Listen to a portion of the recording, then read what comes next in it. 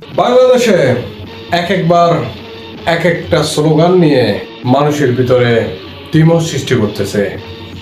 আল্লাহু আকবার, জয় বাংলা, বাংলাদেশ জিন্দাবাদ, ইনকিলাব জিন্দাবাদ, এই ধরনের স্লোগান মাধ্যমে মানুষকে বিভ্রান্ত করা হচ্ছে। আল্লাহু আকবার ধ্বনি হলো প্রত্যেকটা মুসলমানের, এটা কারো একার না। এটা যে কোনো মুসলমান যে কোনো মুহূর্তে বলতে পারে।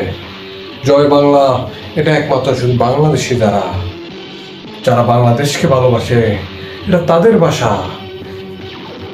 বাংলাদেশ জিন্দাবাদ, ইনকিলাব জিন্দাবাদ, এগুলো তো বাংলাদেশি ভাষা।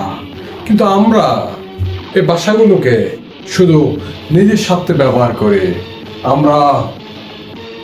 আমরা এটাকে দল হিসাবে কেউ কেউ কেউ আলাদা ভাবেনি।